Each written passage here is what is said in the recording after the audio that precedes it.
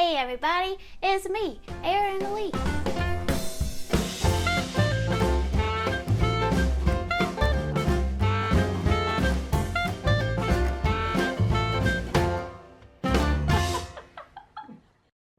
Welcome back to the kitchen. Yay, it's springtime. Did you see my last video? I talked about springy things. Today's recipe is also springy related. We're gonna make cherry blossom cookies.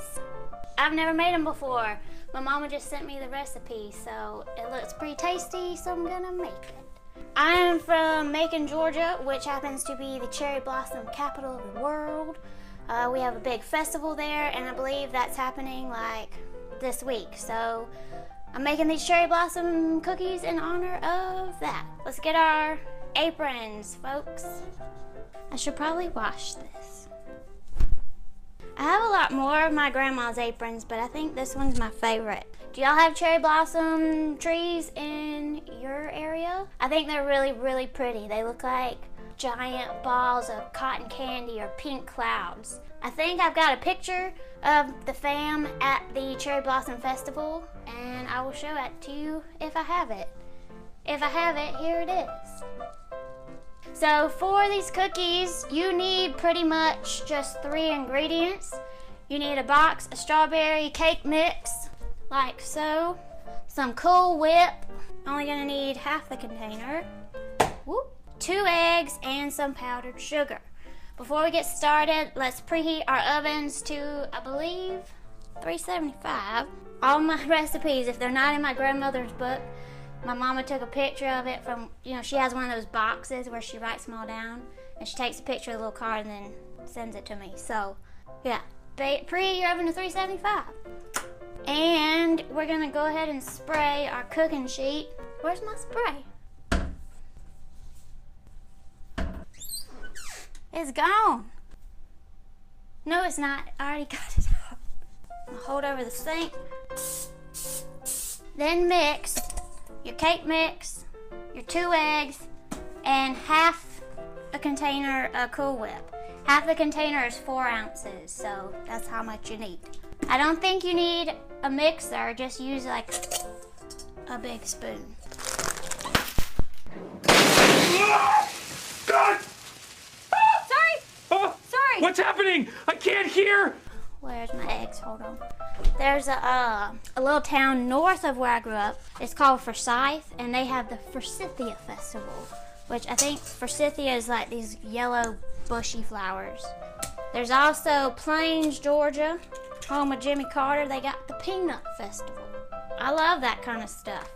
They always have all these fun booths and whatnot. My grandfather made, he would build cuckoo clocks, like really intricate clocks, and he always had a booth at the Cherry Blossom Festival and would sell his clocks. I got egg snots on my fingers, so I'm gonna rinse that off. I use my apron, and then I'm just gonna kind of eyeball this Cool Whip. I also let this unthaw. When you buy it, it's frozen. Look. I think that's about half, so let's mix it. This is actually really weird. It's not mixing very easily. It's all crumbly and dry, and the eggs aren't mixing very well. Oh my goodness, I'm showing my undergarments. You just really need to use your muscles. Got this lovely Pepto-Bismol color going on. The recipe says to buy the spoonful, make your little cookies, and roll them in powdered sugar. I don't know how easily that's gonna roll. I feel like I'm just gonna smear it all over my hands. Maybe I'll try one. If it's a disaster, then I think I'll plop it onto the pan and then just sprinkle it with the powdered sugar. Did I mention you need powdered sugar? This is my mama again. Oh. She wants me to tell y'all about the time that she looked out the front window. We live by a creek, and we had this cherry blossom tree they planted when I was little, and it was like big, grown, pretty. She looked out the window, and there was a beaver chewing down our cherry blossom tree. She was most upset about that, and apparently still isn't over it. I think she has a picture. Getting a little sidetracked. Mama's just texting me a lot here. Yeah, she has a picture. I'm gonna post this. We'll put this on the video. But there's a picture of the tree and the beaver. So, anyways, let's try to roll these in powdered sugar. I'm just gonna dump some into a bowl and then just buy a spoonful. I don't know about that. This is not. Nope. I don't know how you're supposed to roll it in powdered sugar without using your hands. Maybe dump it in the powdered sugar and toss it about. Cause I'm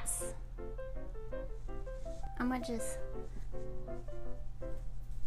let's try a second way of rolling this in sugar. Drop by the spoonful in the powdered sugar. Sprinkle it maybe. That's a lot of sugar though. Well, I don't know, that worked. Look, I got it out. Boom.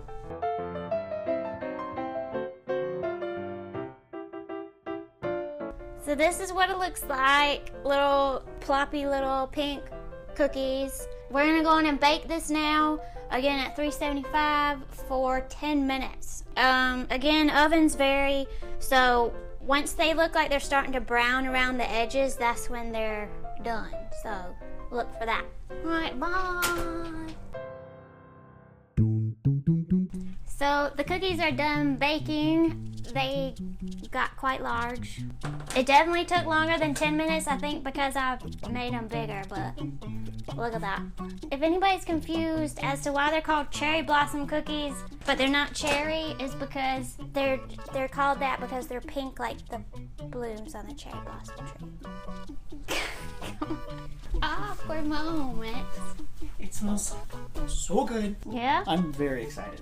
I went ahead and wiggled my spatula under all of them to unstick them. I think they're going to be very fluffy from how that felt. Can I just grab one? Sure, they may be still a little warm. And look at the little bits. Mm-hmm. They kind of made me think like they might be like those lemon cookies, but strawberry. Look at that inside. Cheers. Ding. I might have overcooked it a little bit. What are you talking about? It's fantastic. Mmm. You like it? It's sugar and strawberries. Can't go wrong. Mmm. Yay, success! Cookies. That was mine. It's okay, I have more. That's how you make cherry blossom cookies. If you make them, let me know in the underpants below. Thanks for watching, everybody. Bye.